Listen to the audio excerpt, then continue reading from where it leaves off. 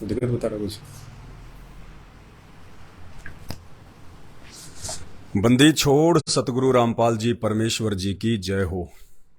परमपिता परमात्मा, सारी सृष्टि के रचनहार, कुल मालिक, असंख्य ब्रह्मांडों के स्वामी, जगत गुरु, तीनों लोकों में प्रवेश करके सबका पालन पोषण करने वाले राजाधिराज, आत्माधार, नाथों के नाथ, देवों के देव महादेव, सर्वेश्वर महेश्वर मृत्युंजय, अजरो अमर, आदि अनादि, सनातनी प्रभु, जगत पिता जगदीश्वर, श्री श्री 1008 की उपाधि के वास्तविक अधिकारी, अकाल मूरत शब्द स्वरूपी राम वासुदेव, सर्वगतम ब्रह्म, परम पूजे प्रथम पूजे, परम संत परम पुरुष परम धनी परम दयालु, सत्य कबीर हक्का कबीर, अल्लाहु कबीर, अल्लाह ताला, जगत के तारणहार, जगत के मुक्तिदाता, जगत के जगन्नाथ, हारे का सहारा, हिंदुओं का राम, मुसलमानों का अल्लाह, सिखों का वाहिगुरु, ईसाइयों का मसीह,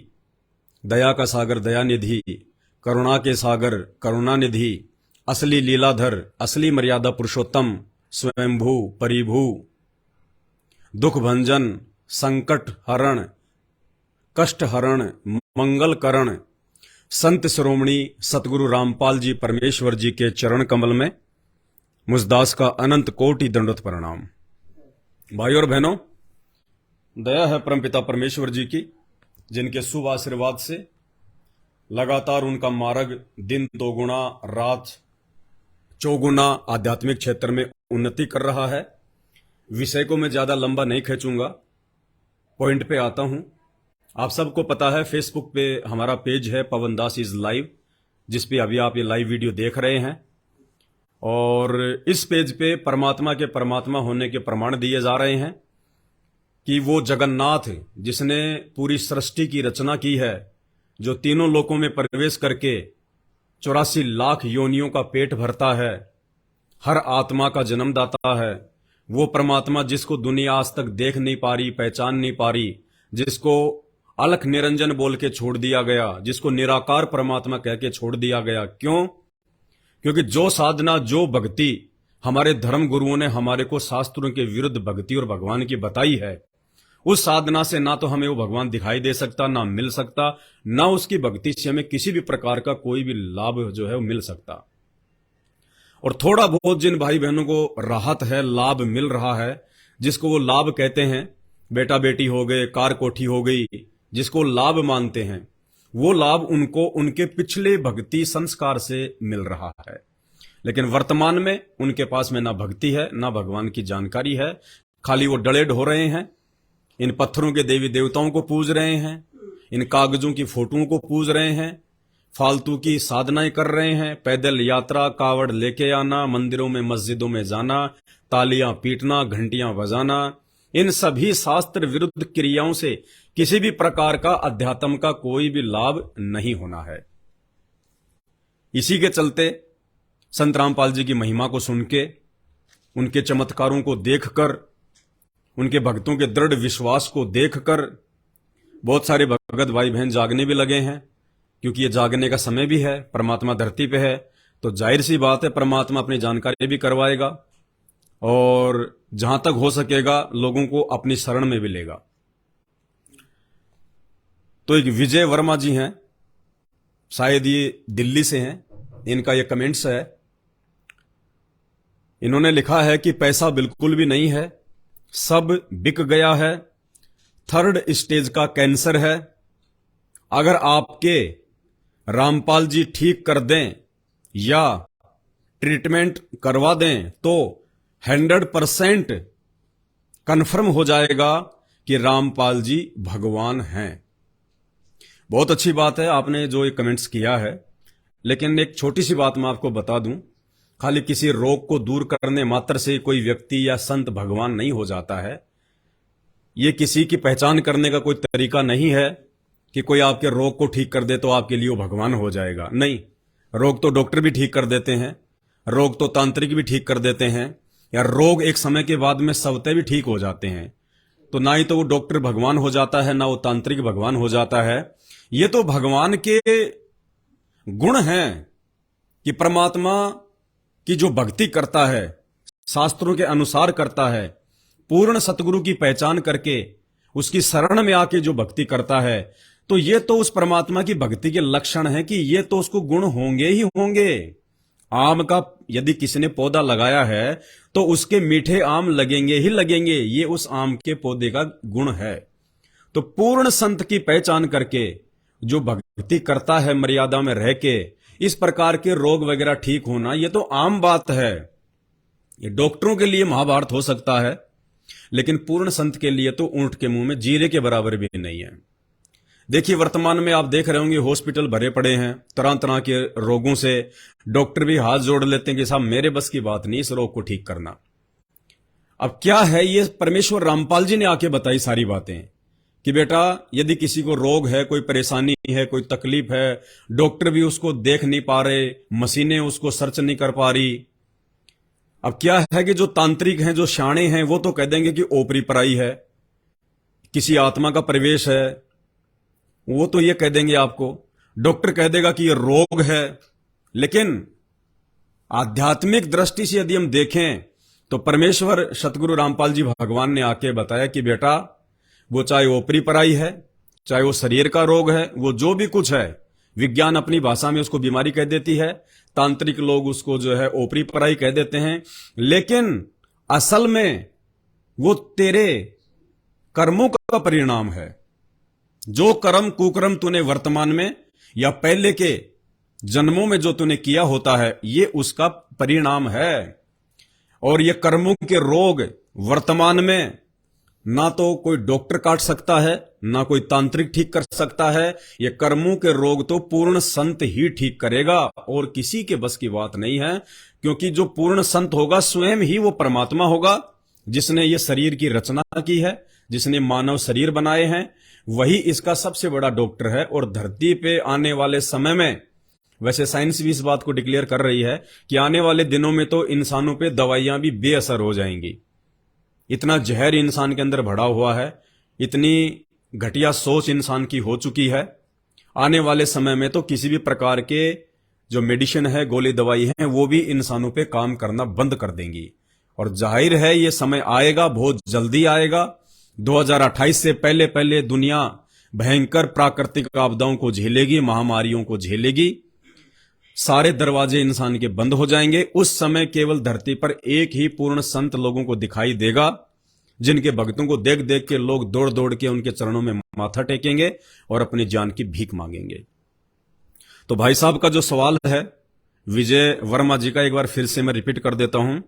पैसा बिल्कुल भी नहीं है, सब बिक गया है, 3rd स्टेज का कैंसर है।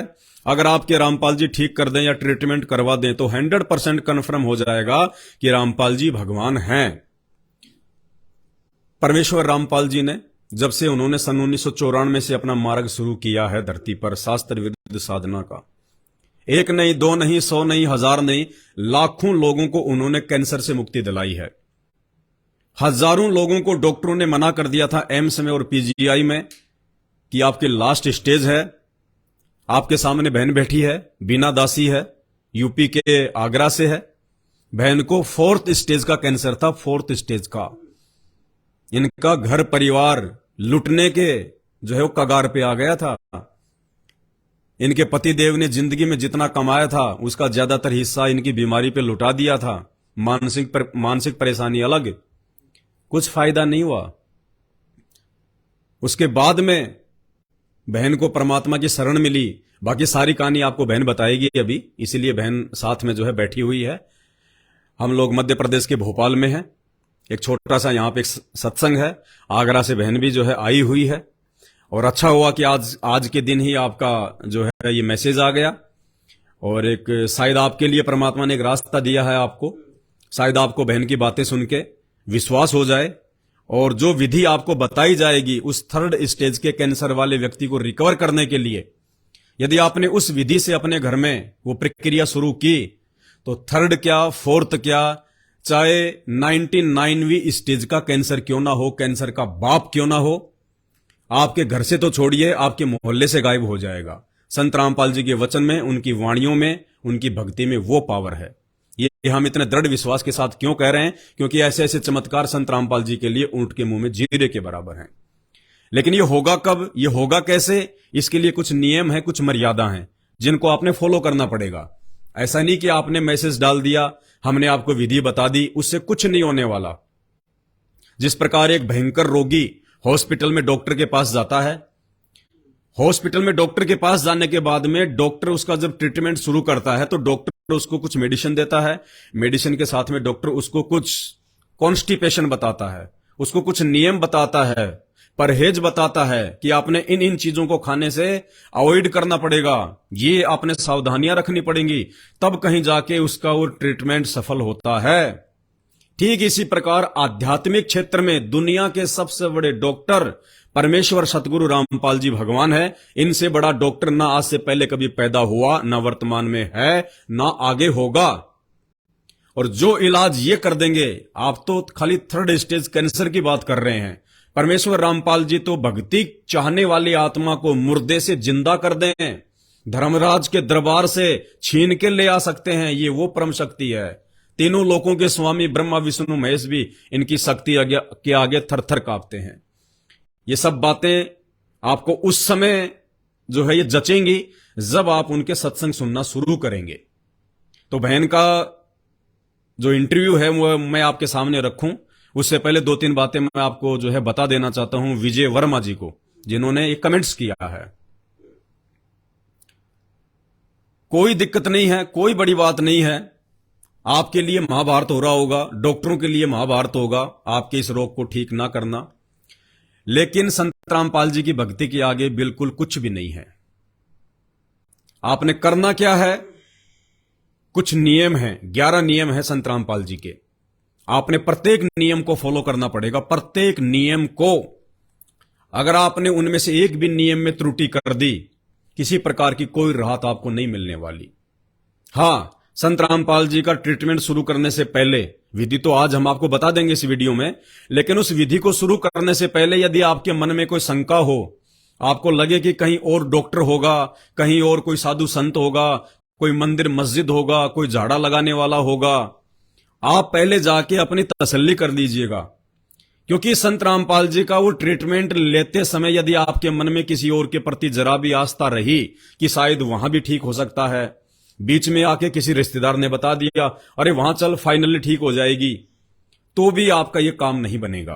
कहने का मतलब है यदि संत रामपाल जी वाला ट्रीटमेंट यदि आप अपने उस मरीज पे जिसको कैंसर है, जिस दिन आप उस पे लागू करो वो विधि, उसके बाद यदि ब्रह्मा विष्णु महेश भी धरती पे उतर के ये कहें कि हम आपका रोग ठीक कर देंगे, और यदि आपने संत रामपाल जी के ट्रीटमेंट को छोड़ के या संत रामपाल जी के ट्रीटमेंट को चालू रख के अगर उनकी भी बात आपने मान ली ब्रह्मा विष्णु महेश की, तो भी आपका रोग ठीक नहीं होना।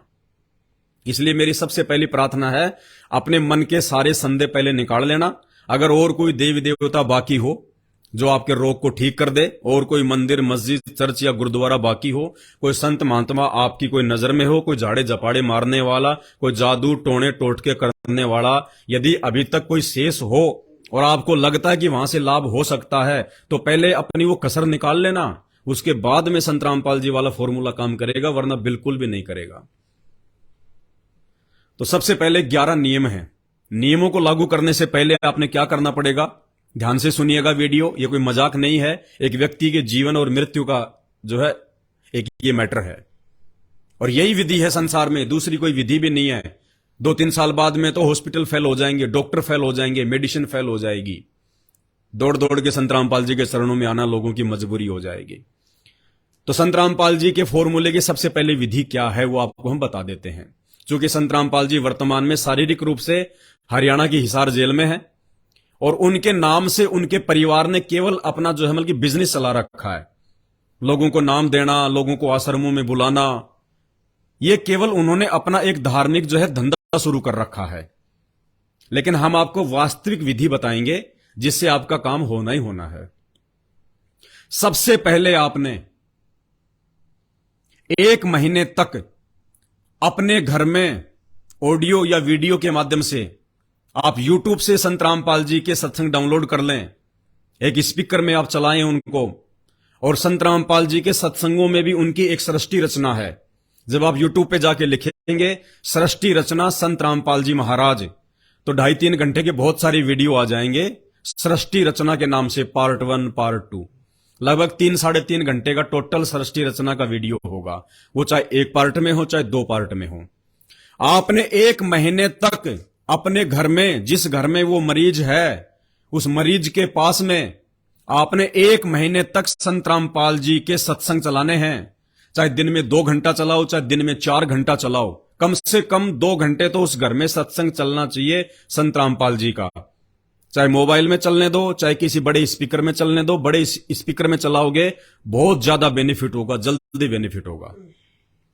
1 महीने तक संत रामपाल जी के सत्संग यूट्यूब पे आपने उस घर में चलाने हैं जहां पे वो मरीज है, क्योंकि संत रामपाल जी पूर्ण संत हैं, इनके वचन में पावर है, शक्ति है। जैसे प्रधानमंत्री के वचन में जो है शक्ति होती है। एक मेरे जैसा व्यक्ति कहे रोड पे खड़ा होके किसी को, या किसी और व्यक्ति को, या फिर नगर पालिका को या नगर निगम को जाके कहे कि कल यहां से वहां तक रोड बननी चाहिए, तो मेरी बात पे कोई ध्यान नहीं देगा, मुझे पागल समझ के छोड़ देंगे। और यही बात यदि नगर पालिका के ऑफिसर को फोन करके देश का प्रधानमंत्री या राज्य का सीएम बोल दे कि कल यहां से लेके वहां तक 2 किलोमीटर रोड का काम शुरू होना चाहिए, तो रात को ही डंपर चलने शुरू हो जाएंगे, क्योंकि उनके वचन में शक्ति है। इसी प्रकार आध्यात्मिक क्षेत्र में संत रामपाल जी के वचन में शक्ति है, ना कि भारत के राष्ट्रपति के, ना कि अमेरिका के जो है राष्ट्रपति के, ना किसी साधु संत महात्मा के। क्योंकि धरती पर एकमात्र पूर्ण तत्वदर्शी संत वर्तमान में गीता जी अध्याय नंबर 4 श्लोक नंबर 34 के अनुसार संत रामपाल जी हैं, इनके अलावा दूसरा कोई नहीं है। तो इनके वचन में शक्ति है, इनके प्रवचन में शक्ति है। इन्होंने जो सत्संग बना के छोड़ दिए, जो यूट्यूब पे डाल रखे हैं, उनको जो सुनेगा इन कानों के माध्यम से, जब वो वाणियां उसके शरीर में अंदर जाएंगी, वो रिएक्शन करेंगी। जैसे डॉक्टर की दवाई हम लोग मुंह के माध्यम से लेते हैं या फिर सिरिंज के माध्यम से लेते हैं, जब वो शरीर में जाती है तो उस रोग के ऊपर अपना वो काम करती है। ठीक इसी प्रकार आध्यात्मिक क्षेत्र में सबसे बड़े डॉक्टर परमेश्वर रामपाल जी भगवान है।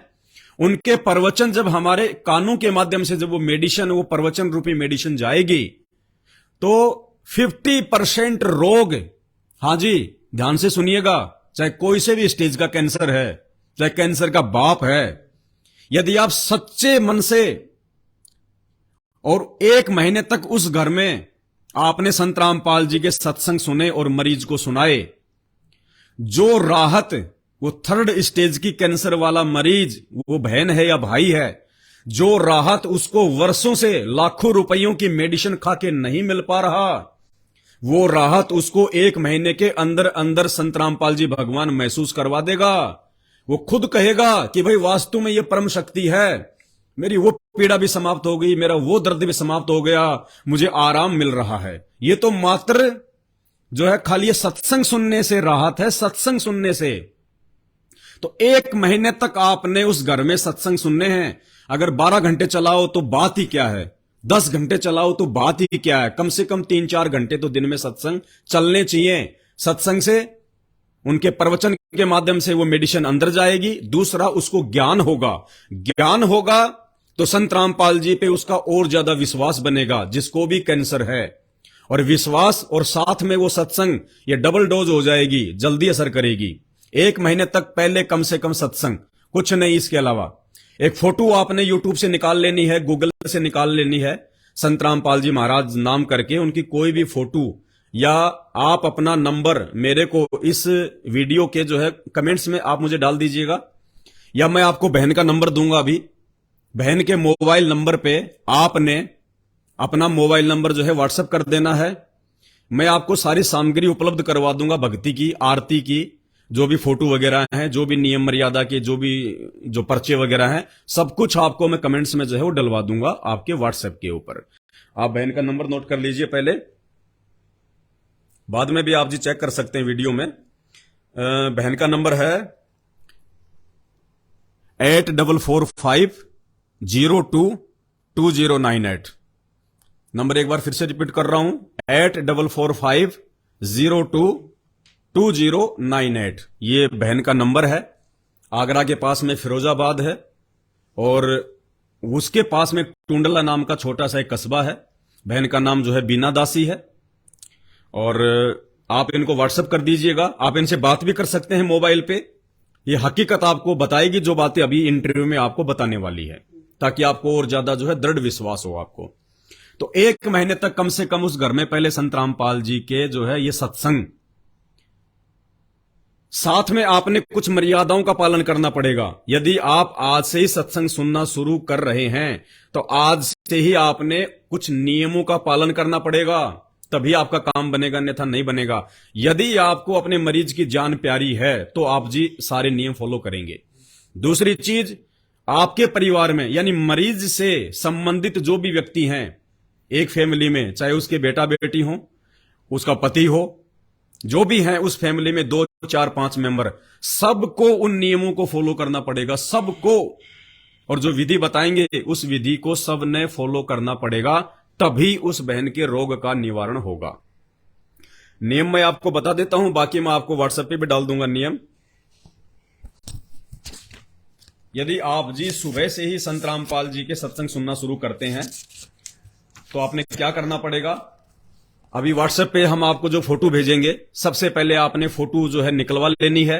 फोटो निकलवा के आपने आपके घर में किसी एक कमरे में, अलमारी में या किसी टेबल पे आपने फोटो को शीशे में मंडवा लीजिए, या जैसे भी आपकी कोई व्यवस्था हो। फोटो को आप जी टेबल पे रखिए, कहीं भी रखिए, साफ सुथरी जगह होनी चाहिए। उस कमरे में नहीं, उस घर में किसी भी देवी देवता की कोई फोटो नहीं होनी चाहिए, किसी भी साधु संत महात्मा की कोई फोटो नहीं होनी चाहिए। आपके घर में जो मर चुके हैं, जो बुजुर्ग, जो पित्र बने हुए हैं, जो भूत बने हुए हैं, जिनके आप श्राद्ध निकाल रहे हो, किसी की कोई फोटो नहीं होनी चाहिए। केवल पूरे घर में अकेले परमेश्वर रामपाल जी की फोटो, उनके अलावा पूरे घर में किसी की फोटो नहीं होनी चाहिए। उसके अलावा आपके घर में जब से आप संत रामपाल जी की साधना शुरू करेंगे, जो आपको अभी इस वीडियो में बताई जाएगी, उसके अलावा आपने किसी भी आन देव की, किसी भी देवी देवता की, भैरू भूत मसान, किसी की भी आपने पूजा नहीं करनी है, कुछ नहीं करना आपने, क्योंकि आपने देख लिया सबको। अगर बस की बात होती तो कब का आपका ये रोग जो है ठीक हो चुका होता। आपने देवी देवता भी खूब धोखे होंगे, आप मंदिर मस्जिदों में भी खूब गए होंगे, आपने सबको देख लिया। इसीलिए मैंने आपको शुरू में कहा था कि अगर आपकी उम्मीद अगर किसी देवी देवता से, किसी डॉक्टर से और हो, तो पहले अपना वहां इलाज करवा लेना, उसके बाद संत रामपाल जी का फॉर्मूला काम करेगा। तो मोटे मोटे नियम आपको बता रहा हूं, बाकी फिर बहन आपके संपर्क में रहेगी, बहन आपको सारी बातें बता देगी, क्योंकि बहन उस प्रोसीजर से, उस महादुख से निकल चुकी है। तो सबसे पहला, किसी भी प्रकार का नशा उस घर में नहीं होना चाहिए। किसी भी प्रकार का नशा, बीड़ी, सिगरेट, गांजा, तमाकू, लाश, बियर, कुछ भी, सूंघना वांगना, कुछ भी नशे नाम की कोई चीज नहीं होनी चाहिए। उस परिवार का कोई भी मेंबर नशा नहीं करना चाहिए। ना आपने किसी को नशीली वस्तु लाके देनी है। घर पे रिश्तेदार भी आ जाए तो बीड़ी पीने के लिए माचिस भी नहीं पकड़ानी है। ये सबसे पहला नियम है। कोई मांसाहार नहीं करना, कोई नशा नहीं करना किसी भी प्रकार का, कोई देवी देवता की पूजा पाठ नहीं करनी किसी भी प्रकार की, ना कोई मन्नत मांगनी उन देवी देवताओं से जिस दिन से आप संत रामपाल जी की प्रोसीजर को अपनाएंगे। ज्योतिष वगैरह से आपने किसी प्रकार का कोई हाथ नहीं दिखाना, कोई वास्तु शास्त्र वाले से नहीं दिखवाना, कुछ भी। केवल संत रामपाल जी पे विश्वास, केवल उन्हीं पे विश्वास और किसी पे नहीं। कोई व्रत, कोई तीर्थ, कोई देवी धाम पे नहीं जाना, कुछ नहीं करना किसी प्रकार का। समझ गए होंगे, समझ रहे होंगे। केवल सबसे बड़ा देव संत रामपाल जी, सबसे बड़ा व्रत संत रामपाल जी, सबसे बड़ा तीर्थ संत रामपाल जी, सबसे बड़ा मंदिर संत रामपाल जी, कुछ नहीं। इनके अलावा आपने कोई भी प्रोसीजर अपनानी है। ये मेन नियम है, बाकी तो आपको बहन बता देगी। लेकिन नशा, किसी भी प्रकार का मांसाहार और किसी भी प्रकार के देवी देवताओं की कोई पूजा पाठ वगैरह नहीं करनी, कोई मन्नत नहीं मांगनी, कोई चढ़ावा नहीं चढ़ाना, कोई तीर्थ व्रत वगैरह कुछ नहीं करना। ये मोटे मोटे नियम है, बाकी नियम आपको बहन समझाएगी, आपको हम भेज देंगे। जहां भी आपने संत रामपाल जी का दरबार लगाया है अपने घर पे, वहां पे आपने देसी घी होना चाहिए, चाहे गाय का या भैंस का, चाहे वो आपको चाहे किसी गांव से मिले, या जैसे मतलब कि डेयरी वगैरह बहुत हैं दिल्ली में, जैसे मदर डेयरी वगैरह है या कौन सी है दिल्ली में, जो भी 400 या 500 रुपए के आसपास जो घी आता है, जो मतलब देसी घी के नाम से जो डब्बे में आता है 1 लीटर में, आपने घी लेके आना है। किसी भी बर्तन की दुकान से आपने एक दीपक खरीदना है। कौन सा दीपक? खड़ी बत्ती वाला, जो ज्योत जो उस दरबार में संत रामपाल जी के आगे आप जलाएंगे वो खड़ी बत्ती वाली जलेगी, आडी बत्ती वाली नहीं जलेगी। आडी बत्ती की ज्योत हमेशा देवी देवताओं की जलती है, और जो पूर्ण परमेश्वर है, जो सबका पिता है, उसको जो है खड़ी बत्ती की ज्योत जलती है। तो जब आप बर्तन की दुकान पे जाएंगे 50-60 रुपए का आपको एक खड़ी ज्योत वाला आपको एक दीपक मिल जाएगा। रुई लेके आनी है अपने, साफ कॉटन, उसकी आपने बत्ती बनानी है, उसके अंदर डालनी है और आपने उसको घी से भर देना है। आपकी इच्छा है, उसमें आप चाहे 200 ग्राम डालो, चाहे 100 ग्राम डालो, जितना भी आपका दीपक है। आपने अपने घर पे संत रामपाल जी के आगे ज्योत जलानी है। 24 घंटे आपके घर में वो देसी घी की ज्योत संत रामपाल जी की फोटो के आगे जलनी चाहिए। ये हवन यज्ञ है। यजुर्वेद अध्याय नंबर 8, सूक्त नंबर 46 और मंत्र नंबर 10 के अनुसार ये वास्तविक हवन यज्ञ है। जिस घर में ये हवन यज्ञ होता है, कौन से घर में? जिस घर में संत रामपाल जी की भक्ति होती है, केवल उसी में। उस घर के आसपास भी अनिष्ट शक्तियों का प्रवेश नहीं होता है। तो आपने अपना ये हवन यज्ञ करना है। दंडवत प्रणाम आपने जो है जमीन में लेट के कैसे करना है, बहन आपको बाद में आपको मोबाइल पे अच्छे से आपको जो है समझा देगी। सबसे पहले आपने ये प्रोसीजर शुरू करनी है। संत रामपाल जी की फोटो के आगे देसी घी का खड़ी बत्ती वाला दीपक। पूरे परिवार ने नशे से, मांसाहार से, किसी भी प्रकार के देवी देवताओं की भक्ति से, आन उपासना से बिल्कुल दूर होना है। विशेषकर उस व्यक्ति को, जो व्यक्ति इस रोग से पीड़ित है, जिसको कैंसर है, उसके लिए तो विशेष हिदायत है ये। और 1 महीने तक आपने संत रामपाल जी के सत्संग सुनने हैं। 1 महीने तक 3 समय की आरती है संत रामपाल जी की। मेरे हाथ में छोटी सी पुस्तक देख रहे हैं आप, ये भक्ति बोध है। इसमें सुबह की आरती है। सुबह की आरती तकरीबन जो है 40 मिनट की है, दोपहर की आरती 16 मिनट की है, शाम की आरती जो है तकरीबन वो आधे घंटे की है। आपको तीनों समय की आरती की ये फोटो भी हम लोग भेज देंगे, पीडीएफ भेज देंगे। साथ में आपको संत रामपाल जी के मुख कमल से जो 3 समय की आरती है, क्योंकि अभी आपकी भक्ति की शुरुआत है, इसलिए 1 महीने तक आपके घर में संत रामपाल जी के ऑडियो या वीडियो जो भी हम आपको व्हाट्सएप पे डालेंगे, उनके 3 समय की आरती, टाइम हम आपको बता देंगे, पुस्तक में भी लिखा हुआ है।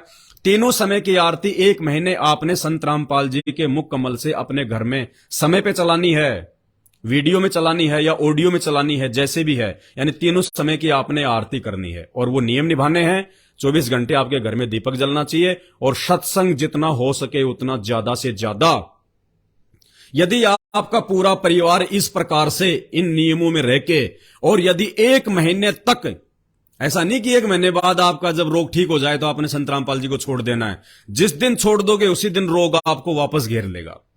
लेकिन 1 महीने में आपको इतना ज्ञान समझ में आ जाएगा उनके, जब आप सत्संग सुनेंगे, आप चाहकर भी भक्ति नहीं छोड़ेंगे। आप ये कहेंगे कि भगवान, हमें तो मालूम ही नहीं था, ये अमृत ज्ञान, परमात्मा धरती पे आए हुए हैं। भगवान, कैंसर गया भाड़ में, रोग ठीक हो ना हो, हमें तो आत्म कल्याण करवाना है। आज तो ये कैंसर ठीक हो गया, कल को आपकी भक्ति नहीं करी, अगले जन्म में तो सूअर बनेंगे। तो भगवान, हम तो ये दुख भोग लेंगे अगर ठीक ना हो रहा तो, लेकिन अब आपके इस मार्ग को नहीं छोड़ेंगे, आपकी भक्ति को नहीं छोड़ेंगे। परमात्मा, इतने दृढ़ हो जाओगे आप 1 महीने में, यदि रोजाना आपने 2 से 3 घंटे उस घर में सत्संग सुने तो संत रामपाल जी के।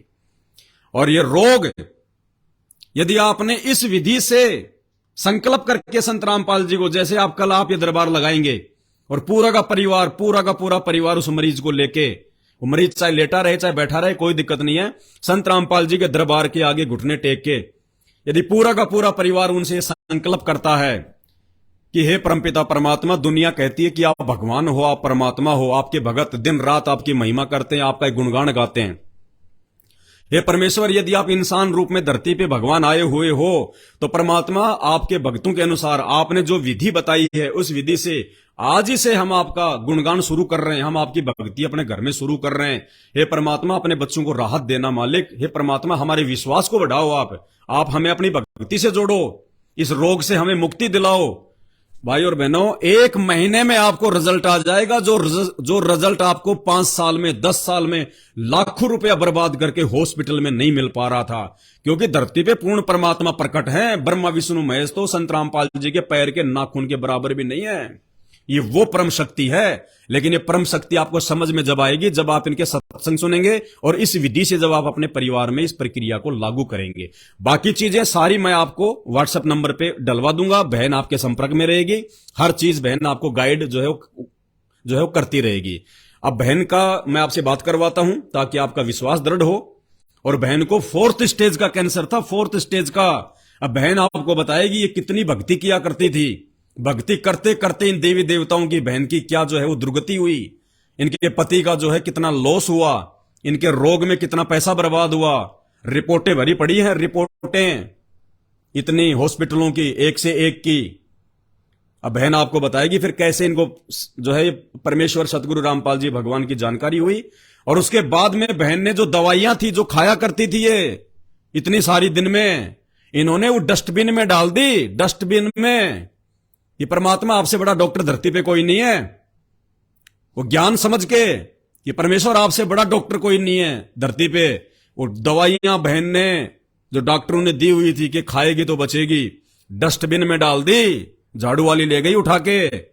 और आज देखो आपके सामने बैठी है, ये परमेश्वर है। वेदों में परमेश्वर की महिमा लिखी है, वो धर्मराज के दरबार से अपनी आत्मा को खींच के ला सकता है, इतना पावरफुल है। इनको खाली एक आम व्यक्ति ना समझिए, मानव ना समझिए। भगवान आएगा तो सींग लगा के नहीं आएगा, उसकी पहचान केवल उसके ज्ञान से होगी। गीता ज्ञान देते समय जब श्री कृष्ण ने अर्जुन से कहा, अध्याय नंबर 18 श्लोक नंबर जो है 65 में, कि अर्जुन अगर तुझे पूर्ण मोक्ष चाहिए तो तू उस परमेश्वर की शरण में जा। तो अर्जुन ने कहा कि उस परमेश्वर की शरण में जाऊं, लेकिन वो कहां है, वो कैसे मिलेगा? तो भगवान ने कहा कि उसकी जानकारी तुझे जो है वो तत्वदर्शी संत बताएगा।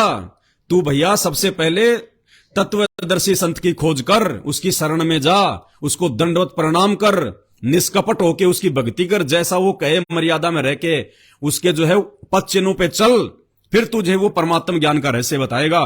तो गीता जी अध्याय नंबर 4 श्लोक नंबर 34 के अनुसार आज वो तत्वदर्शी संत धरती पर एकमात्र सतगुरु रामपाल जी जो है स्वयं है। और रोग क्या, रोग का बाप छू मंत्र, ये वो परम शक्ति है। अब बहन से आपकी बात करवाता हूं। सत्साई बहन जी। सत्साई भैया। क्या नाम बहन जी आपका? मेरा नाम बीना दासी। कहां से आई हो बहन आप? मैं आगरा से आई हूँ। आगरा के पास, आगरा और फिरोजाबाद के बीच में टूंडला छोटा सा कस्बा है, वहां से आई हूँ मैं। ठीक है बहन जी। दास तो खैर आप हमारी गुरु बहन हो, मैं तो आपसे भलीभांति जो है बल्कि परिचित हूँ, आपके रोग से परिचित हूँ। आपने अनेकों बार जो है सत्संगों में अपनी बीमारी का जिक्र किया है, फिर उसका समाधान भी आपने बताया मालिक के आशीर्वाद से। आप हमारे भाई बहनों को, ये सब अपने भाई बहन है, पूरी दुनिया वाले अपने तो भाई बहन है। ये तो इस काल ने धर्म बना दिए, जातियां बना दी, हमारे को बांट दिया। बाकी हम सब के सब उस एकमात्र परमेश्वर सतगुरु रामपाल जी भगवान की आत्माएं हैं।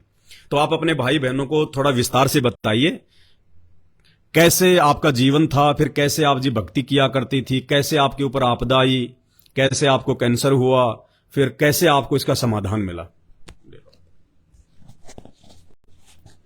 बंदी छोड़ सदगुरु रामपाल जी भगवान की जय हो। बंदी छोड़ मेरे परम पिता परमेश्वर के चरणों में दासी का कोटि कोटि दंडवत प्रणाम। हे परमेश्वर, अपनी सभी आत्माओं को अपनी शरण में लेकर इस काल के लोग से लेके जाना मालिक। आप आए हो सबको लेने। भाई आपको कैंसर है, मैं ज्यादा नहीं थोड़ा सा आपको दूंगी कि आप सारी भक्ति को छोड़कर परमेश्वर की शरण में आ जाओ। तो मैं तो बचपन से 6 साल की उम्र में मेरे पापा एक्सपायर हो गए थे, तब से परमेश्वर परमात्मा बहुत देवी देवताओं की इतनी पूजा करती थी कि सुबह बिना नहाए, मतलब मैं ना पानी पीती थी, ना चाय पीती थी, कुछ भी नहीं। 6 साल की उम्र से इतनी भक्ति करती थी। शंकर जी की परम भक्त, दुनिया के सब लोग कहते थे शंकर जी इतनी पूजा मत करो। मैं कहती दुनिया को छोड़ दूंगी लेकिन शिव को नहीं छोड़ूंगी। देवों के देव वो महादेव है, सबसे बड़े भगवान है। बाकी सभी देवी देवताओं की पूजा करती थी। दुर्गा जी जन्म नवरात्रियों में दुर्गा जी का 9 दिन का व्रत करती थी, केवल लौंग के जोड़े से। लौंग भी वो छिटक जाती थी तो मैं लेती थी, वरना तो पूरे दिन बिना पानी बिना कुछ खाए हुए ऐसे रहती थी। कभी एक केले से, कभी एक बर्फी से, और जमीन पे ही लेटती थी, उनकी चौकी लगाती थी। मतलब पूरा 9 दिन तक पूरा ऐसा वातावरण घर में रहता था, जोत जलाती थी उनकी। लेकिन बचपन से कोई भी लाभ नहीं हुआ। बहुत भक्ति की, इतनी मेरे पापा एक्सपायर हो गए, हम 2 बहनें। बचपन में बहुत संघर्ष रहा, कहीं रहने का ठिकाना नहीं, कभी कहीं ऐसे रहे रिश्तेदारों में। आप लोगों को तो पता है कि रिश्तेदारों के पास रहने से कैसा मतलब व्यवहार वो लोग करते हैं। फिर भी मैं अपनी भक्ति में लगी रही। मैंने बहुत पूजा पाठ, इतना पूजा पाठ किया कि भैया जब मैं ये लौंद का महीना आता है ना, पूरे पूरे महीने का व्रत करती थी। सावन के महीने पूरा पूरा महीने का व्रत करती थी, कुछ भी नहीं खाती थी बिल्कुल। पूरे पूरा 1 महीने तक चाय से 1 केला खा लिया, कभी कुछ खा लिया। सोमवार के व्रत तो 6 साल की उम्र से मैंने जब जब मुझे पता चला कि परमेश्वर धरती पे आए हुए हैं, मैंने उनसे नाम लिया, उसके बाद ही मैंने सोमवार के व्रत बंद किए। बाकी तो बृहस्पति का व्रत, जो कोई कहता है गुरुवार का करो, बृहस्पतिवार का करो, जिसने जैसा कहा मैंने वैसा ही किया। और इतनी भक्ति करने के बाद भी कभी कुछ परेशानियां मेरे लगी रही। कभी हाथों में मेरे हाथों में गठिया की शिकायत हो गई। इतना दर्द होता था कि मैं एक लीटर मतलब दूध भी नहीं उठा पाती थी अपने हाथों से, इतना दर्द होता था। उसके बाद उसका ट्रीटमेंट कराया। उसके बाद मेरी रीढ़ की हड्डी के पूरे जॉइंट खुल गए, उसमें पस पड़ गया। डॉक्टर को दिखाने गई, मेरे से बिल्कुल चला भी नहीं जाता, इतना दर्द होता, चला भी नहीं जाता था, फीवर आ जाता था। और दवा लेती थी, उससे भी कोई आराम नहीं मिलता। फिर इंजेक्शन लगाते थे तो थोड़ी देर राहत मिल जाती थी, बाकी फिर उसका असर खत्म होते ही बाकी फिर मैं वैसी हो जाती थी। तो जब डॉक्टर को दिखाने गई, मेरा डॉक्टर ने बताया 3 पॉइंट हीमोग्लोबिन है, ये तो नहीं बचेंगी अब इनका जो भी है। पर ये है कि परमेश्वर बचपन से शायद मेरे साथ थे, इसलिए वो पल पल मुझे बचाते चले आए। लेकिन मुझे जानकारी उनके बारे में बिल्कुल भी नहीं थी। मैं तो सिर्फ सोच रही जो भी हो रहा है ये देवी देवता ही कर रहे हैं। लेकिन पर मैं रोती थी, जब पूजा करती रोती थी। मैं कहती भगवान, मैं आपकी इतनी पूजा करती हूँ, आप तो ईश्वर हो। ईश्वर कभी दुख नहीं देता अपने बच्चों को। अगर हमने गलत कुछ किया है तो शायद आपने ही कराया होगा, अच्छा किया है तो आपने ही कराया होगा। कहते हैं परमात्मा के बिना पत्ता भी नहीं हिलता, उनकी मर्जी के बिना। तो मैं यही सोचती थी, रोती थी, बहुत रोती थी। परमेश्वर ऐसा क्या संस्कार, इतनी पूजा करते करते भी इतने कष्ट हैं घर में, मानसिक शारीरिक हर तरह की परेशानियां आती गई। लेकिन पर मैंने देवी देवताओं को नहीं छोड़ा। फिर लास्ट में आगे सारी और भी कई तरह की बीमारी हुई, जो भी ट्रीटमेंट कराते लास्ट में कैंसर। मुझे पता नहीं था, मेरे बहुत ब्लीडिंग होती थी, इतनी होती थी कि बेटी बड़ी हो गई तो उसके बाद इतनी ब्लीडिंग होती थी कि मैं सोचती थी शायद कुछ होगा ऐसे ही, कि कुछ कोई कहता था ऐसा हो रहा है इसलिए ऐसी हो गई, कोई अपने सब बताते रहते थे। मुझे ये नहीं पता था कि कैंसर है। तो बेटी की शादी आई, इस बेटी की शादी मैंने कहा, दिखाया डॉक्टर को, तो बोले कि आप तो एडमिट हो जाओ। तो बोलने ने कहा एडमिट तो नहीं हो सकती, लेकिन अभी तो मुझे अपनी बेटी की शादी के बाद फिर जो भी होगा मैं करूंगी। तो बेटी की शादी में भी इतनी ब्लीडिंग होती थी कि नस में इंजेक्शन लगते थे, हाथ में पट्टी बंधी रहती थी। उसके बावजूद पूरी बेटी की शादी के बाद किसी एक बहन थी मेरे साथ गई, बोली ऐसा करो चंडीगढ़ दिखाने चलते हैं, आपको जो भी परेशानी होगी वहाँ अच्छा ट्रीटमेंट होता है तो वहाँ दिखा देंगे, आपको आराम मिल जाएगा। वहाँ गई मैं दिखाने, मेरे साथ घर का कोई नहीं गया, वो बहन ही गई थी। तो वहाँ जब डॉक्टरों ने चेक किया, देखा, तो बोले कि आपके साथ कौन आया? मैंने कहा कोई नहीं आया। तो बोले कि ऐसा कोई तो आया होगा। मैंने कहा एक मेरी बहन है, वो आई है। बोले मैंने बताओ आप क्या, मुझसे पहले एक पेशेंट गया था तो उन्हें बताया था इसे तो लास्ट स्टेज का कैंसर है। तो मैंने उनसे बोला, मैंने कहा क्या बात है डॉक्टर साहब, मुझे बताओ, जो भी आप मुझे क्लियर करो। मैंने कि मुझे भी कैंसर है क्या? तो वो कई डॉक्टर बैठे थे आपस में, 7-8 डॉक्टर बैठे थे। बोले एक दूसरे की तरफ देखा, फिर बोले कि हाँ। मैंने कहा ये बताओ आप, मैं ठीक हो जाऊंगी या नहीं? तो बोले पता नहीं। फिर एक बोला हो सकती हो। तो मैंने कहा मेरी लास्ट स्टेज है। बोले कि नहीं, ऐसा देख लो आप कहीं जाके और दिखाओ। और ये टेस्ट वगैरह उन्होंने लिख दिए, वो मैंने कराए वहाँ, कुछ वहाँ कराए। फिर वहां से मैं आ गई। मुझे ऐसा लगा उस समय कि मेरे जमीन के नीचे से, पैर के नीचे से जमीन निकल गई। मैंने कहा अब तो, और मेरे इतनी पूजा पाठ करते करते भी इतना दुख, अब तो मैं कुछ हो ही नहीं सकता, इसका कैंसर का तो कहीं ट्रीटमेंट है ही नहीं। फिर मैंने घर फोन किया, घर आके मैंने ऑपरेशन भी करा लिया, गांठ थी उसका ऑपरेशन भी करा लिया। उसके बाद किसी ने कहा कि देसी ट्रीटमेंट कराओ, तोरई लौकी ये सब खिलाया, कुछ 5-6 महीने तक ये खिलाया। फिर उसके बाद वो बढ़ता गया। फिर मुंबई गई दिखाने। जब मुंबई मेरा पेट स्कैन हुआ, उसमें डॉक्टर ने कहा कि मेरे को तो नहीं पता, खैर हमारे जी हैं उनको बताया कि इनका लास्ट स्टेज का मतलब 4th स्टेज का कैंसर है।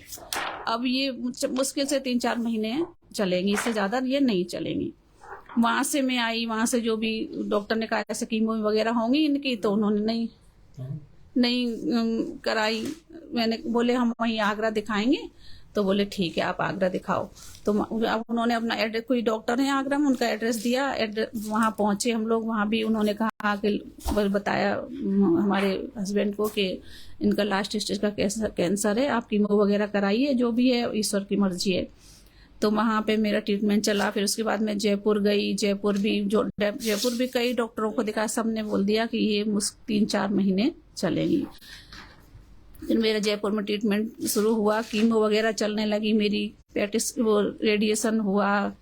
तो जब मेरी 4-5 कीमो हो चुकी थी, उसके बाद अपना बेटी की शादी कर चुकी, तो अपने मकान में एक रेंट पे रहने आए। तो वो परमेश्वर के चरणों में थे। तो उन्होंने मुझे बताया कि ऐसा करो बहन जी, ये आप जो पूजा पाठ कर रही हो ये सब व्यर्थ है। मैं भी सोचती थी कि इतना पूजा पाठ करने के बावजूद भी इतनी परेशानियां क्यों, इतने कष्ट क्यों? अगर ईश्वर है तो वो दुख ही दुख देता है, क्या सुख नहीं देता? परमात्मा, हमें तो पता ही नहीं था कि वो परमात्मा, वो तो वैसे देवी देवता है, परमेश्वर तो कोई और ही है, हमें कुछ पता नहीं था। तो उन्होंने बताया कि आप ऐसा करो कि हमारे गुरुजी हैं, उनसे आप नाम ले लो।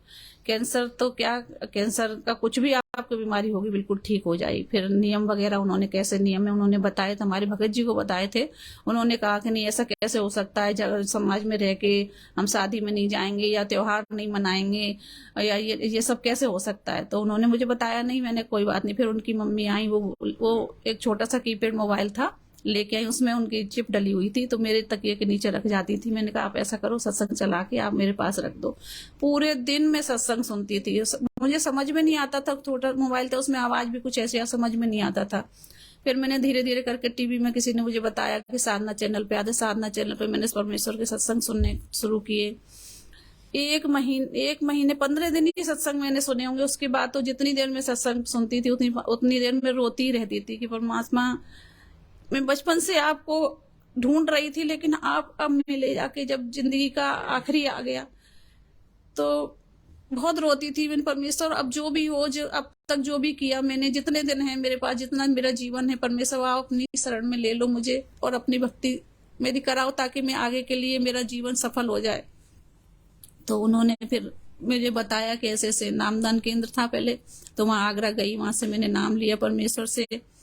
नाम लेने के बाद जैसे उन्होंने जो नियम बताए मैंने फॉलो किए और परमेश्वर की भक्ति अपने शुरू की। प्रथम मंत्र उन्होंने दिया मुझे, मैंने वो नाम। तो फिर जब मैंने सत्संग सुनती थी तो उन्होंने, परमात्मा एक एक चीज को खोल खोल के, शास्त्रों को खोल खोल के, गीता जी को, यजुर्वेद और कुरान शरीफ, बाइबल, हर ग्रंथ को, जितने भी ग्रंथ हैं सबको खोल खोल के परमेश्वर दिखाते कि देखो भगवान कौन है। वैसे हम भी सोचते थे कि सबका मालिक कहते एक है, साईं बाबा भी कहते सबका मालिक है, तो हम लोग सोचते एक मालिक कौन है। पहले तो यही सोचते थे कि शिव ही सबके मालिक हैं, वही सबसे बड़े, उनसे बड़ा तो कोई है ही नहीं, सब देवों के देव महादेव है। लेकिन नहीं, जब परमेश्वर ने सारे ग्रंथ खोल के दिखाए तब पता चला। तो बस यही लगता था कि परमात्मा कौन सा पल, कौन सी घड़ी होगी जब आपके चरणों में दासी ये नीच आ जाएगी।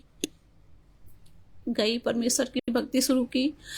जिस दिन से सत्संग सुनने शुरू किए उसी दिन से सारी परेशानियां, अंदर से ऐसा लगता था कि मुझे आराम मिल रहा है। बैठ के सत्संग सुनती, इतनी कीमो होती थी, कीमो कराने के बाद भी आके मैं सत्संग सुनती थी, बैठी रहती थी। बिल्कुल भी ऐसा नहीं होता। कीमो करा के हॉस्पिटल से पैदल ही आती थी, 3-4 किलोमीटर मुझे पैदल आना पड़ता था, वहां से चल के आती थी।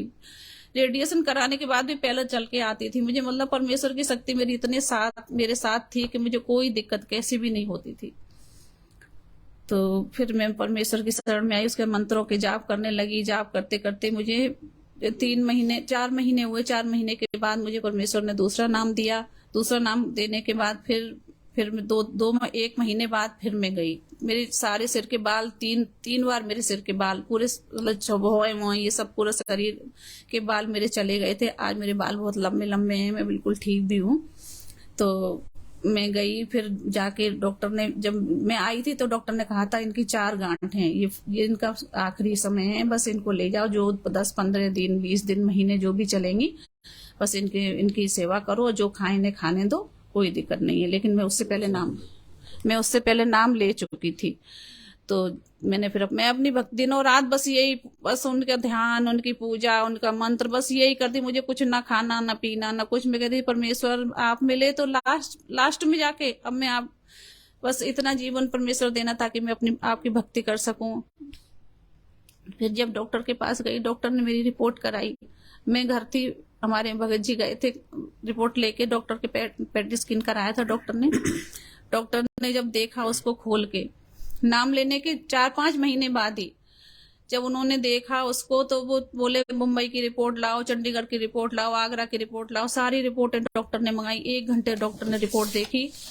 लेकिन ये लोग भगत जी वगैरह सोचने लगे पता नहीं क्या ज्यादा बढ़ गया, क्या हुआ इनका, शायद थोड़ा 2-4 दिन की है, जो भी मतलब दिमाग में गलत विचार इनके आए, जैसा वो बता रहे थे। मैं नहीं गई थी उस समय। तो बोले कि आप बताओ डॉक्टर साहब क्या हुआ, जो भी आप बता दो, क्लियर कर दो। बोले कि भगत जी, कहने का मतलब है जब बहन ने परमेश्वर सतगुरु रामपाल जी भगवान की मर्यादाओं में रह के, नियमों में रह के, पूरे परिवार ने जब इस प्रकार से ये कार्य शुरू किया, तो 3-4 महीने में बहन को पूरा आराम। और उसके बाद में फिर इनके जो पति थे वो इनकी रिपोर्ट्स वगैरह लेके डॉक्टर के पास गए कि भाई, क्योंकि उनको तो विश्वास था नहीं इतना। बहन ने तो फिर परमात्मा के जब वो सत्संग सुने 24 घंटे अपने मोबाइल में, तो इनको तो दृढ़ विश्वास हो गया। भगत जी जब गए वहां पे, जब मतलब जो है चेक करवाने के लिए, तो डॉक्टर ने कहा कि भाई उनकी रिपोर्ट वगैरह लेके आओ इनकी। कहां उनकी रिपोर्टें हैं? क्योंकि डॉक्टर ने देखा कि ये क्या हो गया, मिरेकल हो गया, चमत्कार हो गया, ये तो हो ही नहीं सकता था।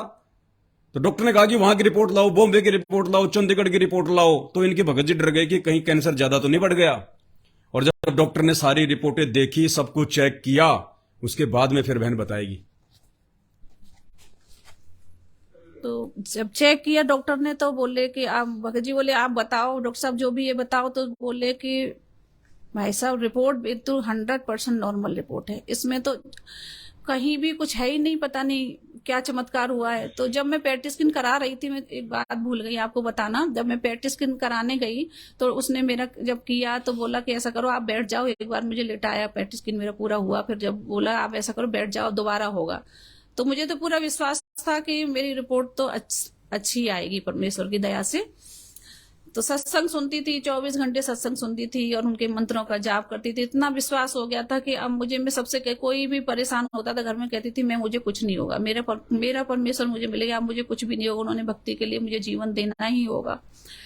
तो जब उसने, तो जब उसने दोबारा किया, जब वो दोबारा उसने मुझे लेटाया, बोला आप लेटो, आप दोबारा से करेंगे। दोबारा आया तो फिर जब वो जो पेटिशन कर रहा था वो मेरे पास आया, बोला कि बहन जी ये बताइए आपकी परेशानी किस जगह थी।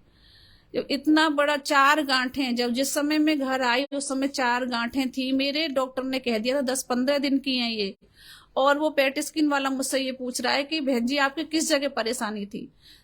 तो बस उसी समय मुझे विश्वास हो गया था।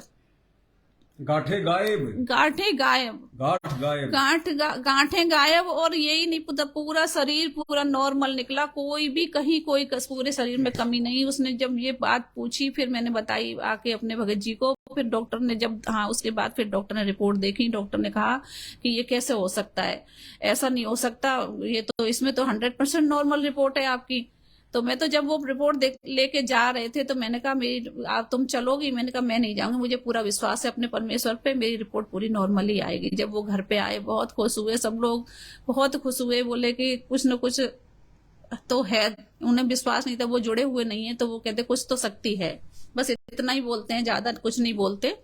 लेकिन आज हम लोग उनसे भी कहते हैं भैया इतना ट्रीटमेंट कराया था उन्होंने कि घर में मेरी चीजें सोने की और वैसे भी चांदी सोना और बहुत बहुत चीजें बिक गई, सब कुछ, मतलब इतना। इस एक दिन ऐसा आया कि भगत जी के पास बिजली के बिल भरने के पैसे भी नहीं थे। बहुत रो रहे थे, बहुत परेशान हो रहे थे। मैंने कहा परेशान मत हो, आज परमात्मा हमें मिल गया है, वो सब ठीक करेंगे एक दिन। तो भैया आप भी ठीक होगे, बिल्कुल ठीक हो जाओगे। आप विश्वास के साथ परमेश्वर की भक्ति करो। भक्ति में आपको अभी फिलहाल तो कुछ भी नहीं करना, जैसे भैया आप मेरे बता रहे हैं वैसा ही आप करोगे, उन्हीं नियम, सारे नियमों को फॉलो करके। और सत्संग सुनना शुरू करो, सत्संग सुनने मात्र से ही आपको लाभ होने लगेगा। और आपका सारा दर्द, सारी परेशानियां आपको 1-1.5 महीने में ही, 2 महीने में आपको पता चल जाएगा कि मुझे ऐसा लग रहा है, अंदर से आपको महसूस होगा कि मैं ठीक हो रहा हूं। तो एक दिन फिर पहले तो मैं गुरुजी के परिवार है आश्रम जाती थी, वहां जुड़ी थी। मैंने 2019 में नाम लिया था, जनवरी में, 27 जनवरी को 2019। और 19 के लास्ट में ही भैया की, मेरे पवन भगत जी भाई हैं, इनका वीडियो मैंने देखा। कुछ पहले मेरे को थोड़ा सी परेशानी रहती थी जब तक मैं नहीं थी, तो जब मैं भैया का वीडियो देखा तो मैं जुड़ी, साथ संगत से जुड़ी, भैया के सारे, भैया ने जो भी नियम जो मेरे नहीं कर पा रही थी वो भी मुझसे फॉलो कराए। आज मैं पूरी तरह से बिल्कुल ठीक हूँ और मुझे कोई भी दिक्कत नहीं, सारा घर का काम भी कर लेती हूँ। 16 कीमो हो चुकी है, 35 रेडिएशन हो चुके हैं मेरे, लेकिन मेरे पैरों में अभी भी थोड़ी दिक्कत रहती है। फिर भी परमेश्वर मुझे बिल्कुल महसूस नहीं होने देते कि मुझे इतनी परेशानी है। मैं सारे घर का काम भी कर लेती हूँ और परमेश्वर की अपनी भक्ति कर रही हूँ। भैया जिसे भी पूरे विश्व को परमेश्वर, जब हम आए थे काल हमें लेके आए ऊपर, कहते हैं परमेश्वर अपने सत्संगों के माध्यम से आप जब सुनोगे तो बताएंगे कि वहां हमने ये जो है ना काल, जो कहते हैं ना महाकालेश्वर जो जाते हो आप लोग, ये बहुत बड़ा यहाँ का भगवान है। ये हमें 1 लाख मनुष्य खाता है डेली और 1.25 लाख को उत्पन्न करता है। तो इसी के हम उसमें ये हमें ठग के लेके आया वहां से। इसने अपनी ऐसी वहां पे लीलाएं की जो हम इस पर आकर्षित हो गए। वहां से हम लोग चले आए अपने परमेश्वर को छोड़ के। आज अपने परमेश्वर की भक्ति, सभी पूरे विश्व से यही प्रार्थना करूंगी, परमेश्वर धरती पे आए हैं, आप इनकी भक्ति करो। भक्ति करके अपने उस जगह पहुंचो जहां से परमेश्वर हम परमेश्वर को, अपने भगवान को, अपने पिता को, अपनी माता को छोड़ के आए हैं। हमें वहां जाएंगे तभी हमें सारे सुख मिलेंगे, वरना इस काल के लोग में तो कोई, किसी को कैंसर है, किसी को एड्स है, किसी को ब्रेन ट्यूमर है, जो भी है ये सब लगा रहेगा। और सांसारिक मानसिक परिस्थितियां तो इतनी उतार चढ़ाव लेंगी कि भैया बिल्कुल भी आप सहन, एक लास्ट में एक ऐसा दिन आएगा जो आप एकदम टूट जाओगे। आज मैं पूरी मानसिक तरह से, शारीरिक से बिल्कुल ठीक हूँ, मुझे कोई दिक्कत नहीं है। और जब से भैया के साथ, भैया से जुड़ी हूँ, साथ संगति भैया ने जो भी मुझे सारी चीजें जो नहीं मैं जानती थी वो बताई हैं, तब से मैं एकदम से बिल्कुल ठीक हूँ और बस अपने परमात्मा की भक्ति कर रही हूँ। मैं साथ संगतियों में जाती हूँ और परमेश्वर के जैसे जो भी भैया नियम जैसे भी बताते हैं उस हिसाब से मैं उन्हें फॉलो करके चलती हूँ, कोई दिक्कत नहीं है। आप जैसे भी भैया कहें, भैया बिल्कुल आप वैसे ही नियम लागू करके परमेश्वर की भक्ति शुरू करो, आपको पूरा लाभ। आपका कैंसर, आपको पता भी 2-3 महीने में ही आपका कैंसर आप रिपोर्ट कराओगे तो आपकी शायद नॉर्मल रिपोर्ट आएगी परमेश्वर की दया से। आप भक्ति करके देखो, बाकी भैया आपको सब बताएंगे सच्चाई। तो विजय वर्मा भाई जी, कहने का मतलब है जो मैंने आपको बात कही थी शुरू में कि किसी भी प्रकार के देवी देवताओं की भक्ति, साधना, पूजा, मन्नत आपके घर में नहीं होनी चाहिए। ऐसा नहीं है कि हमने देवी देवताओं को बिल्कुल छोड़ देना, नहीं। छोड़ने का मतलब यह है कि आज से पहले आप या ये पूरी दुनिया देव देवताओं की जो भक्ति कर रही है वो शास्त्रों के विरुद्ध कर रही है। संत रामपाल जी भी जब आपको सत्संग सुनाएंगे, जब आप सुनोगे, जब आपको मंत्र देंगे आने के बाद, इससे पहले नहीं, वो आने के बाद जब आपको मंत्र देंगे, उस शुरू में 5 मंत्र, वो 5 मंत्र इन्हीं देव देवताओं के हैं। ब्रह्मा सावित्री के, विष्णु लक्ष्मी के, गणेश जी के, दुर्गा जी के, शंकर और पार्वती के। लेकिन ये उनकी वास्तविक मंत्र हैं, जो मंत्र यहां के किसी साधु संत महात्मा के पास नहीं है, जिसके चलते पूरी दुनिया समस्त देव देवताओं की भक्ति भी कर रही है, फिर भी सब मां दुखी हैं। सबके घरों में रोग, परेशानी, आपत्ति, विपत्ति, सबके घरों में। क्यों? क्योंकि किसी भी साधु संत महात्मा के पास में इन देवी देवताओं के बीज मंत्र नहीं है। वो बीज मंत्र केवल संत रामपाल जी के पास में है। खाली इनके नाम जपने से बात नहीं बनेगी। कोई तो कह देता हरे रामा हरे कृष्णा, कोई हरे हरे रामा रामा, ओम नमः भागवते वासुदेवाय, जय गणेश जय गणेश। ये तो इनके नाम हैं। जैसे हमारे गुरुदेव भगवान ने बताया कि एक भैंसा होता है, भैंसा, तुम भैंसे को कहो भैंसा भैंसा इधर आ, ओ भैंसा इधर आ, वो नहीं सुनेगा, क्योंकि भैंसा उसका नाम है। लेकिन उसका बीज मंत्र कुछ और है। उसको थोड़ा सा भी बोल दोगे ना, उर्र ही तुरंत देखेगा आपकी तरफ। वो उस मंत्र से आकर्षित होता है। आप कुत्ते को कितना ही कोचाए, कुत्ता कुत्ता इधर आ, कुत्ता इधर आ, नहीं आएगा, क्योंकि कुत्ता तो खाली उसके शरीर का नाम है। लेकिन उस कुत्ते को बुलाने का बीज मंत्र क्या है? त्योल त्योल, थोड़ा सा बोल दो, तुरंत आपकी तरफ दौड़ के आएगा। ठीक इसी प्रकार ये दुनिया अनजाने में, शास्त्रों की जानकारी ना होने के कारण जो जय गणेश हरे रामा हरे कृष्णा हरे राम ओम ओम फलाना, ये तो केवल इनके नाम है देवताओं के। इन देवताओं के बीज मंत्र केवल धरती पे संत रामपाल जी के पास में है और उन्हीं से लेने से फायदा होगा। तो 2-3 बातें हैं, उनको आपने विशेष तौर से ध्यान से सुनना है। सन 2014 में जब संत रामपाल जी जेल चले गए, उनके जेल जाने के बाद में उनका जो परिवार है, बेटा बेटी, भाई बंधु, रिश्तेदार, इन सब लोगों ने मिलकर उनके नाम की आड़ में धर्म को धंधा बना रखा है। संत रामपाल जी के मंत्र भी लोगों को दान करते हैं, एक डीवीडी में इन्होंने भर रखे हैं उनकी आवाज में, ये मंत्र भी लोगों को देते हैं, सब कुछ करते हैं। ऐसी बात नहीं है, वो मंत्र लेने से लोगों को लाभ भी होते हैं, लेकिन वो कब तक है? जब तक कि उन लोगों को सच्चाई का पता नहीं चल जाता, तब तक संत रामपाल जी उनको भक्ति के लाभ उनको जो है वो देते हैं। जिस दिन उनको सच्चाई का पता चल जाएगा, उस दिन के बाद यदि वो उनके साथ उनकी संगति करेंगे, उनके परिवार की किसी प्रकार का कोई लाभ नहीं होना। जो भक्ति थोड़ी बहुत दिन उन्होंने की है, उसी का लाभ उनको मिलना है। तो आप चाहो तो आप जी वहां जाके नाम भी ले सकते हो, मैं आपको मना नहीं करूंगा, लेकिन आपने समझना पड़ेगा इन बातों को। अगर आप विश्वास के साथ में ये क्रिया करोगे जो अभी आपको बताई हमने गुरुदेव भगवान के आशीर्वाद से, और बहन जो आपका सहयोग करेगी व्हाट्सएप पे, जब आप इनके संपर्क में आएंगे या फोन करेंगे, बहन आपको सारी बातें समझाएगी।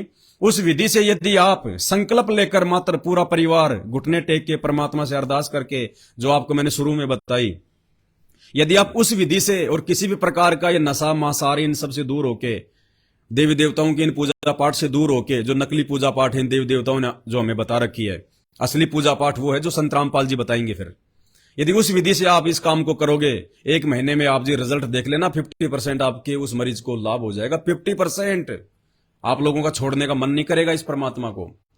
और ऐसे ऐसे एक नहीं, सैकड़ों, हजारों, लाखों लोगों को ठीक किया है।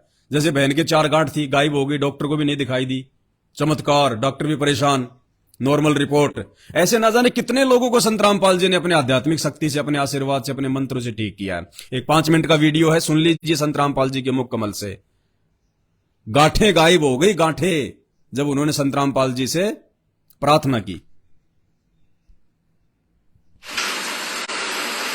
इन बातों को हमने बहुत गहराई से सोचना चाहिए पुण्यात्माओं, पर तुम तो ये बातें हर स्थान पर बार बार ये सुनने को नहीं मिलती है। तो मौज कर रखी परमात्मा ने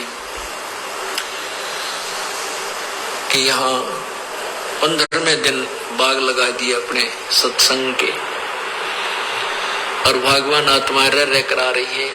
देख कितना दयालु है ये परमात्मा, अपनी प्यारी आत्माओं को पहले तो सुख देता है, दुखों को दूर करता है, और फिर इनको रुचि बनाता है कि वो देखिए पैसा मेरा वहां बर्बाद होना था, आज भगवान के पुण्य में लग रहा है। ये समय मेरा वहां हॉस्पिटल में लगना था या किसी और वहां लगना था, और आज परमात्मा के चरणों में आ रहा हूँ। वो आने की हिम्मत भी देता है, दान करने के लिए पैसा भी देता है, और अंदर से प्रेरणा भी करता है। करे करावे साइया ये मन में लहर उठा, दादो सिरदर जीव कहो आप बगल हो जा। करे करावे साइया मन में लहर उठा, और दादो सिरदर जीव कह आप बगल हो जा। परमात्मा सामने नहीं आता कि मैं कर रहा हूं, नहीं, उधर से यहाँ बहुत से ऐसे प्रमाण आपको मिलेंगे। डॉक्टर ने कह दिया कि इसको 2 लाख रुपए लगेंगे, इसका ऑपरेशन होगा, और वहां ले जाइए पीजीआई के अंदर। पीजीआई में जाते हैं, एक बहन ने बताया कि मुझे गले में, अभी की बात है, मेरे को गले में 4 गांठें होगी, पानी भी नहीं घट के आ जाए, अंदर नहीं जा रहा था। और यहाँ आसपास के हॉस्पिटलों में दिखाया, उन्होंने बताया भी ये तो कैंसर है, और इसको ऑल इंडिया में ले जाओ। ऑल इंडिया में ले गए, उन्होंने चेक किया, उन्होंने कहा कि ये तो कैंसर है, ऑपरेशन का भी हमारे पास समय नहीं है, समय दे दिया ऑपरेशन करने का, उस समय आना और ये दवाई खाना तब तक। वह बहन आई हुई है यहीं पर, आज भी यहीं देखी थी मैंने उसको। अभी हफ्ते पहले उसने ये बात इस दास को आके अपनी बताई, उसने नाम ले रखा पहले से। तो वो कहने लगी मैं वापस आ गई, उम्र अभी उसकी 30-35 के आसपास है। कहने लगी सारी रात रोई है परमात्मा, अभी तो मैंने जीवन वैसे ही खो दिया, आपका नाम भी ले रखी थी, भक्ति भी करती थी, लेकिन अब तो भक्ति पूरी हुई नहीं। मैं जीवन की भीख मांगती हूँ कि मेरी भक्ति पूरी हो जाए, और किसी वस्तु की मुझे चाह नहीं रही। सारी रात रोई, सुबह उठ गए, जब मैं रो रही थी तो एक पड़ोसन, एक लड़की आ गई, अक्के बात हो गया, कहने लगी मेरा तो ऐसे ऐसे भयंकर बीमारी होगी, मरूंगी मैं, छोटे छोटे बच्चे मेरे। तो उसने ऐसे दाब दिया, वो 4 गांठ टूट के, और वो ऐसे मेरे को जैसे उल्टी गिरी, वो 4 इतनी बत्ती सी बाहर निकलेगी। उसको हमने लिफाफे में डाला और जिस दिन ऑपरेशन कराना था उस दिन वहां ले गए उसको, उनको भी ले गए, आप भी गई। डॉक्टरों को दिखा, डॉक्टर कहने लगे ये तो इनने का तो हमने ऑपरेशन करना था, तू आप कर लाई। ये तो इन्हीं के लिए तुम्हें बुलाई थी, इनका तो आप हो गया, आप पे कर लाई। और ऐसे कहते मुंह बागे देखा वन्यारे जख्म ने, बोले जाओ ठीक हो जाएगी, अपना इंजेक्शन दवाई दे दी, ठीक हो जाए, अब कुछ नहीं, तेरा सब ठीक है। बोलो सतगुरुदेव की जय। अब वो बहन उसकी छाती बांध के देखो वह क्या सोचती होगी, कितना वो अपना कितना समय देगी मालिक के लिए। उसका जीवन दान है, ये परमात्मा की तरफ से एक्सटेंशन है। और वेस्ट दो पैसा जो बता दिया वो नारा, और हाहाकार माजरी थी वह नारी। वह बहन यही खड़ी होगी मेरे ख्याल में, सुनीता आई हो तो खड़ी हो एक बहन, सुनीता बहन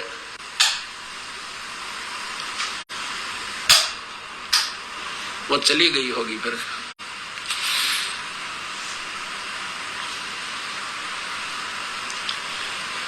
तो कहने का भाव ये है पुण्यात्माओं, अब कहते हैं करे करावे साइया मन में लहर उठा। अब उस बहन की कितनी रुचि, दान में भी, सेवा में भी आगे खड़ी रहा करेगी, सत्संग भी सुनने आया करेगी कि मुश्किल से भगवान ने दोबारा जीवन दिया है। तो ऐसे ही ये परमात्मा हमारे जन्म मरण के रोग को जड़ से निकालेगा। तो क्या बताते हैं, नर से तीतु पशुआ की जय गद्दा बैल बनाई। ये तो विजय वर्मा जी, अब आपने विचार करना पड़ेगा। हम कोई पागल नहीं है कि आपके फेसबुक पे 4 लाइन के कमेंट्स के लिए हम लोग ये 1 घंटे का वीडियो बनाएंगे। लेकिन अगर बनाया है तो विचार करना इन बातों पे। आपसे कहीं ज्यादा चिंता उस बहन के कैंसर की हमें है, क्योंकि हमें संत रामपाल जी ने आके बता दिया कि तुम सब मेरे बच्चे हो। जितने भी 84 लाख योनियों के प्राणी, गधा, कुत्ता, सुअर, कीट, पतंग, इंसान, ये सब उस परमपिता परमेश्वर कबीर देव जिनका वेदों में नाम है, और वो कबीर देव आज परमेश्वर रामपाल जी के रूप में धरती पे प्रकट है इंसान रूप में। तो बाप को दुख होता है जब बच्चों पे आपत्ति आती है, या फिर उनके भाई बहनों को होता है दुख जब उनको मालूम पड़ जाता है कि हमारे भाई बहन है। तो विजय वर्मा जी, आप हमारे रियल भाई बहन हो। यहाँ के तो नकली भाई बहन है सब, जो माँ बाप से जो होते हैं जो पैदा, लेकिन वास्तविक भाई बहन हम हैं, जो अब संत रामपाल जी के मार्ग से हम जुड़ जाएंगे।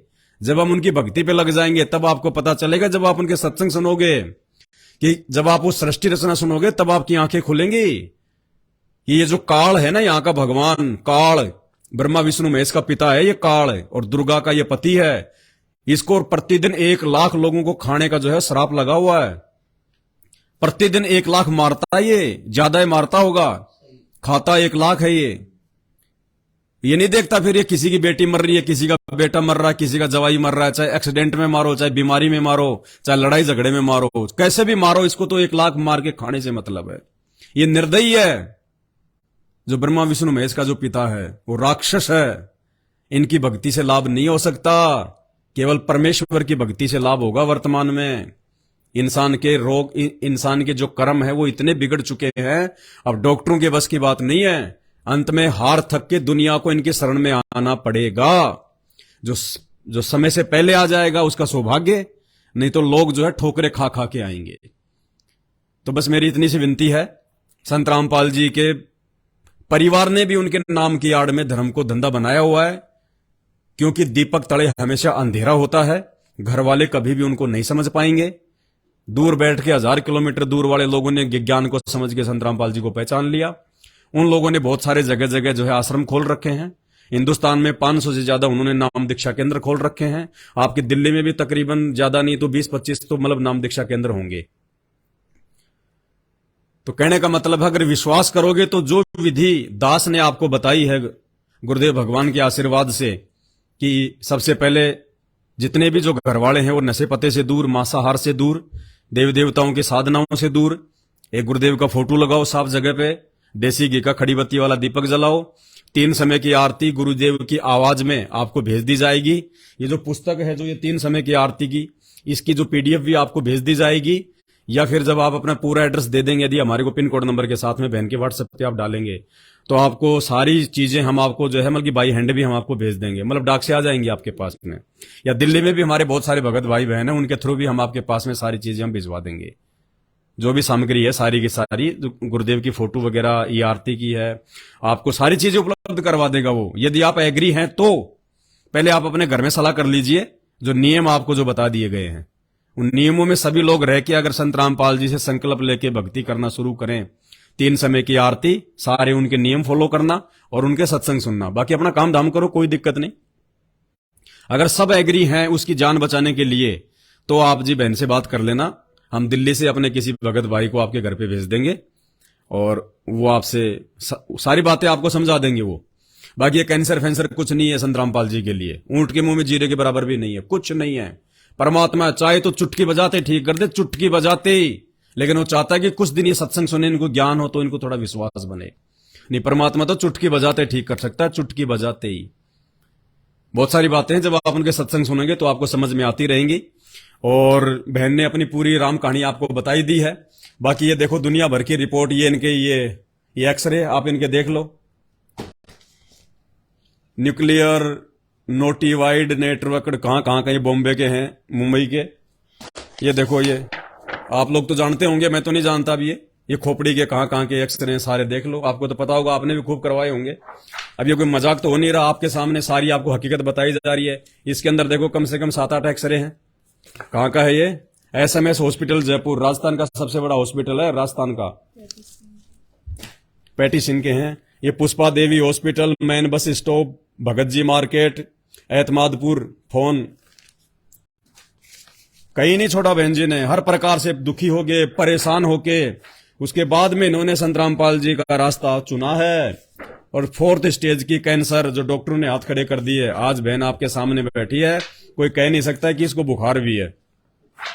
हल्की फुल्की प्रॉब्लम रखता है परमात्मा, हल्की फुल्की सी, वो इसलिए कि ये ज्यादा आंडी ना पाक जाए, भक्ति छोड़ के ना चली जाए, उस डर से भक्ति पे लगी रहे। क्योंकि संत रामपाल जी का मुख्य काम ये रोग ठीक करना नहीं है, ये तो चुटकी बजाने का काम है।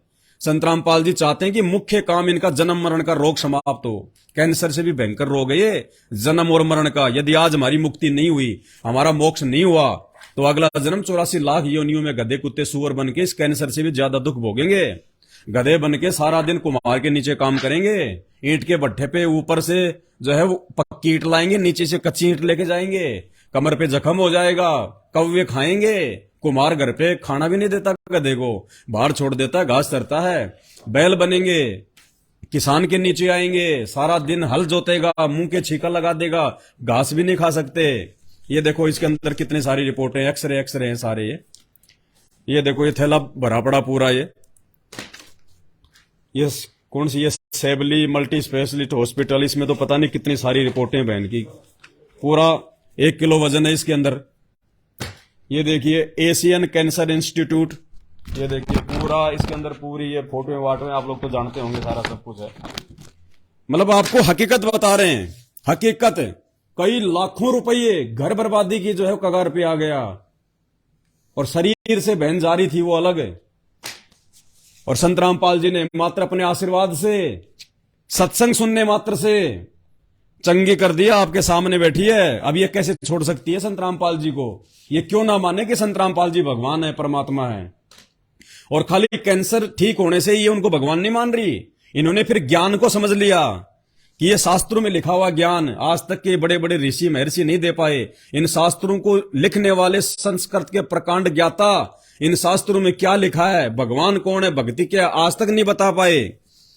पूरी गीता जी में 4 वेदों में केवल एक मंत्र है। गीता अध्याय 8 श्लोक नंबर 13, यजुर्वेद अध्याय नंबर 15 और मंत्र नंबर 5, ओम इति एक अक्षर ब्रह्म व्यवहारण माम अनुसमरण ये प्रयाति तजम देहम सयाति परमाम गतम। पूरी गीता 4 वेदों में केवल एक ओम मंत्र है। और हमसे ये नकली संत क्या करते हैं, राधे राधे श्याम मिला दे, राधे राधे श्याम मिला दे। और राधे राधे श्याम जपने वाले प्रेमानंद जी, उनकी किडनियां खराब हैं, और राधा उनकी किडनियां तक नहीं ठीक जो है कर पा रही। तो भाई और बहनों, जिसकी बैटरी चल रही है उसकी चल रही है, जिस दिन समय आ गया सीधा जाएगा। चाहे प्रेमानंद जी हो चाहे रामानंद जी हो, ये काल किसी को नहीं बख्शता। ये काल केवल उसी के आगे डरता है जो संत रामपाल जी की शरण में होता है, जो उनसे नाम ले लेता है, या जो इस प्रकार से आज उनके जेल रहते सहते संकल्प करके और उनके जो है घर में उनका दरबार लगा के और ये मतलब सत्संग सुनना, ये मर्यादा निभाना और घर में उनकी जोत जलाना, फिर देखो आप खड़े खड़े लाभ देगा परमात्मा, खड़े खड़े लाभ। बाकी ये आपके लिए स्पेशली हमने वीडियो बनाया था। और भी भाई बहन अगर इस प्रकार के हों जो वीडियो देख रहे हों, तो धरती पे इस विधि के अलावा वर्तमान में जब तक संत रामपाल जी जेल से बाहर नहीं आ जाते, देखो उनके आने के बाद तो पूरी दुनिया उनके कदमों को चूमेगी, क्योंकि 2028 तक तो महातांडव मचेगा, प्राकृतिक रौद्र भयंकर, चाहे महामारी, चाहे अकाल, चाहे भीषण, कुछ भी, चाहे ये मतलब विश्व युद्ध, कुछ भी 28, उसके बाद तो दुनिया ने संत रामपाल जी के कदमों में आना ही आना है। उसके बाद तो दुनिया को कोई दिखाई नहीं देगा अपनी जान रक्षा के लिए। लेकिन जब तक वो जेल में है तब तक जो विधि हमने आपको बताई है, इस प्रकार से यदि आप करोगे सच्ची लगन से, फॉर्मेलिटी के लिए नहीं, फिर चाहे कितने दीपक जला लेना, कितना चाहे तुम घी जला लेना, कुछ फायदा नहीं होगा। सच्ची लगन से कि परमात्मा मेरा रोग ठीक करो, मैं आपकी भक्ति करूंगा, इस भाव से यदि आप मर्यादा में रह के, नशे पते से दूर रह के, उल्टे कर्मों से दूर रह के, चोरी जारी रिश्वतखोरी इन सब से दूर रह के, इन देवी देवताओं की झूठी जो है मतलब शास्त्र विरुद्ध साधना से दूर हटके, इस विधि से जब आप संत रामपाल जी के सत्संग सुनेंगे, मर्यादा निभाएंगे, उनका दरबार अपने घर में लगाएंगे, आप कैंसर क्या, कैंसर का बाप आपके पाड़ोस में भी नहीं टिकेगा। पाड़ोस में भी ये वो परमात्मा है, इसकी आवाज से काल भी थरथर कांपता है, थरथर कांपता है। ये ना देखो कि जेल में बैठे हैं, उनके जेल में बैठने का मकसद कुछ और है, उनके जेल में बैठने का मकसद कुछ और है। वो आपको जब उनके सत्संग सुनोगे, सात संगति की वीडियो लगातार आप जी देखते रहोगे, बहन के संपर्क में रहोगे, आपको सब बातें समझ में आएंगी। बाकी उनके परिवार ने अपना धंधा खोल रखा है, बहुत सारे आश्रम खोल रखे हैं, नाम दीक्षा भी वो दिलवाते हैं, आपकी मौज है।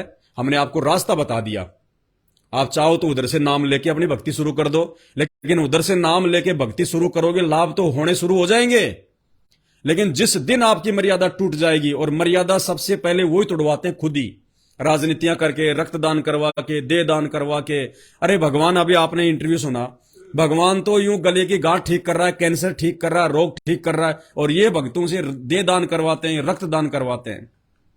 अरे दुनिया को भगवान से जोड़ो ना, तुम क्यों अपना खून दे रहे हो? बहुत सारी बातें हैं। कहने का मतलब है उधर से नाम दीक्षा लेके भी आपको लाभ अवश्य देगा परमात्मा, क्योंकि ये दयालु भगवान है। लेकिन जिस दिन आपकी मर्यादा टूट गई उनके संपर्क में रहने के चलते, और यदि आप उनके संपर्क में रहेंगे तो डेफिनेटली मर्यादा टूटेगी टूटेगी।